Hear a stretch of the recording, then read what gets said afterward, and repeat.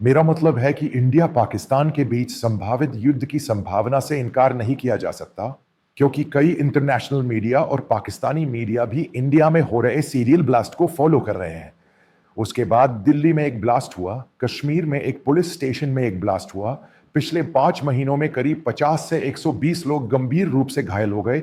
उसके बाद ऑपरेशन सिंदूर यानी उकसावे की कार्रवाई पाकिस्तान फिर से चीन के पूरे सपोर्ट से कर रहा है, क्योंकि संभावित युद्ध में इंडिया में संभावित युद्ध की पूरी संभावना है। लेकिन यहां सबसे बड़ा सवाल यह उठता है कि क्या हम तैयार हैं, क्योंकि हमारे पास एक बाहरी पाकिस्तान है।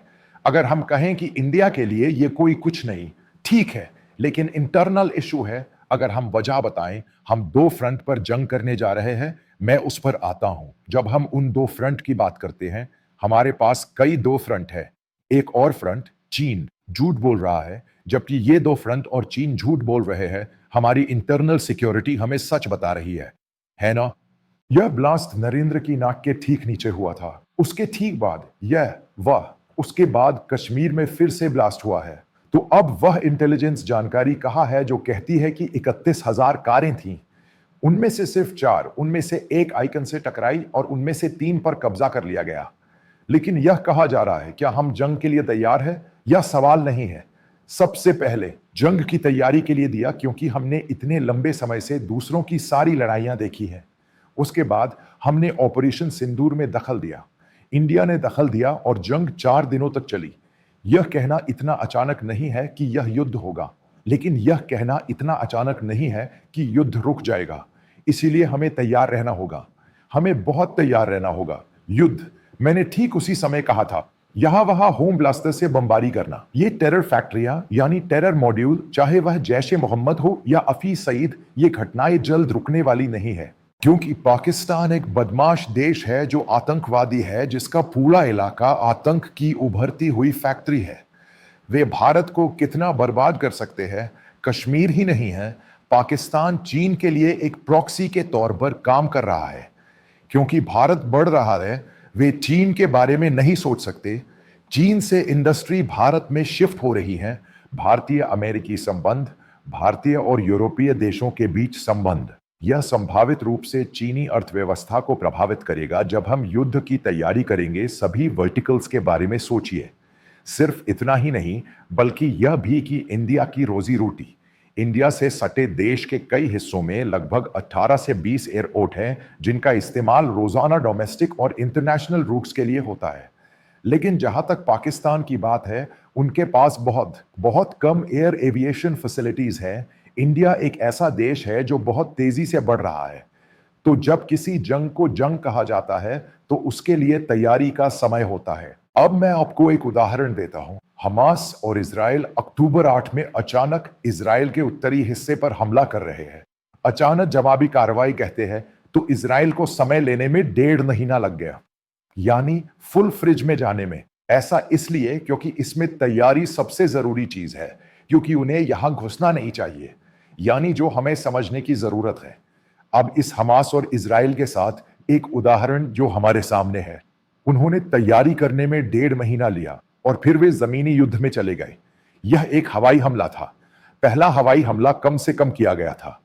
उन्होंने इसे कम से कम किया और कई चीजों को बेअसर करने की कोशिश की। यानी उन्होंने इसे नष्ट नहीं किया, क्योंकि उन्होंने उस समय इसे नष्ट करने के लिए कहा था। उनके पास इंटेलिजेंस इनपुट की कमी है। उन्हें 2 तरह की इंटेलिजेंस की जरूरत है। पहले उन्हें हवाई इंटेलिजेंस की जरूरत है और फिर उन्हें जमीनी इंटेलिजेंस की जरूरत है। फिर उन्हें यह समझने की जरूरत है कि उसी समय यानी हिजबुल्लाह का लेबनान और सीरिया से हमला, सेक्टर के दूसरी तरफ एक फ्रंट पर बीच में ईरान मिसाइलें भेज रहा है, कई फ्रंट पर ड्रोन भेज रहा है, और उसके ऊपर यानी वे एक छोटे से देश पर 4 फ्रंट से हमला कर रहे हैं। और फिर भी उन्होंने अपना समय लिया और तैयारी की। जब वे जमीनी हमला कर रहे थे, तो इजरायली डिफेंस मिनिस्टर ने उस समय के हिसाब से कहा कि हमास को पकड़ने और उसे बेअसर करने के लिए इतने किलोमीटर का सफर करना होगा और इतने इजरायली सैनिक मारे जाएंगे। फिर इजराइल ने यही कहा और उसके बाद उन्होंने ट्रेनिंग के लिए एक और रिजर्व ट्रूप भेजा। अगर आप बिना ट्रेनिंग को अचानक ऐसा कहते हैं, तो जो लोग बैरक में पड़े हैं, अचानक जंग खत्म हो गई, क्योंकि ट्रेनिंग की भी जरूरत है।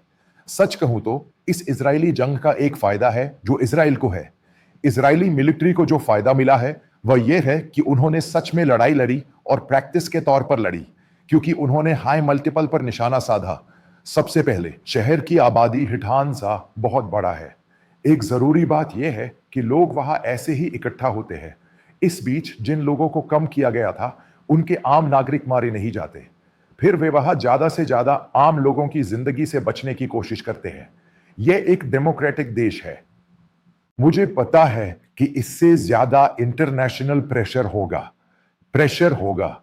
दूसरा, हमास जिसके बारे में वे कहते हैं उन्हें कई जगहों पर ढाल की तरह इस्तेमाल कर रहा है, वह असल में युवा है।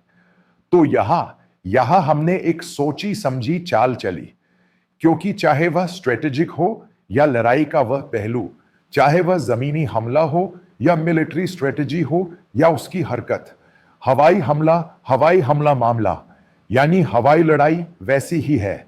इतनी फोकस्ड, अच्छी तरह से प्लान की हुई, अच्छी तरह से रिसर्च की हुई, अच्छी तरह से बताई गई, अच्छी तरह से प्लान किया हुआ, यानी स्मार्ट प्लान।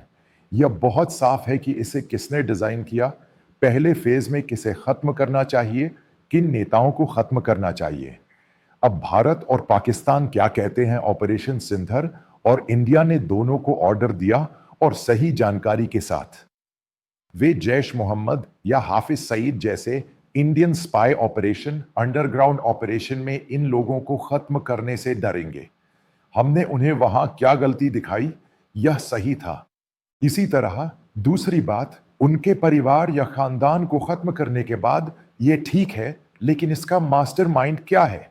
हमें यह समझना होगा कि इसी तरह पाकिस्तानी इंटेलिजेंस आईएसआई जो पाकिस्तान से जुड़ी है, उसके साथ एक बड़ा प्रॉक्सी है।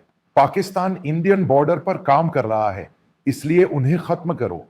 मैं यह नहीं कह रहा कि इंडिया कमजोर है, कुछ जरूरी पॉइंट्स हैं जिन पर फोकस करना है। किसी भी हाल में इसकी स्टडी होनी चाहिए। पाकिस्तान के फाउंडर कौन है?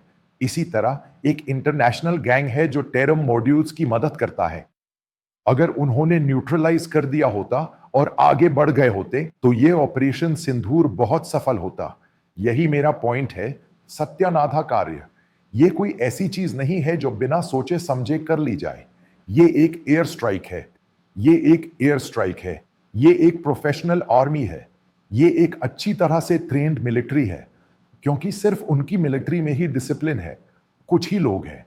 मिलिट्री अच्छी तरह से ट्रेन्ड है।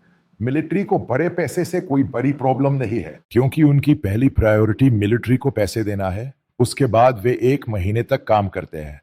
यह पाकिस्तान का खतरा जल्द खत्म नहीं होने वाला है। आतंकवाद को एक दिन में हराना मुमकिन नहीं है। हम उस सोच को कभी नहीं रोक सकते। यह कहना भी गलत है कि भारत के सभी मुसलमान भारत विरोधी हैं। यह भी गलत है, क्योंकि मुझे पता है कि मेरे कई अच्छे मुस्लिम दोस्त हैं। या जो भी हो, भारत में लगभग 200 मिलियन मुसलमान हैं। अगर आप कहते हैं कि सरकार को इसके अंदर कुछ चीजें करनी चाहिए, तो हम यह नहीं कह रहे हैं कि हमें यह करना चाहिए, यह हमारा है, यह मामला है। हम यह नहीं कह रहे हैं कि उनकी चीजों पर हमला होना चाहिए, गिरफ्तार होना चाहिए, कानून और न्याय मिलना चाहिए। लेकिन हमें दूसरे मुसलमानों में भरोसा बनाना चाहिए, क्योंकि अगर ये नहीं किया गया तो भविष्य में ऐसा होगा। अगर ये किया गया तो इसका उल्टा होगा। यह दुनिया में हर जगह हुआ है। यह आसान नहीं है।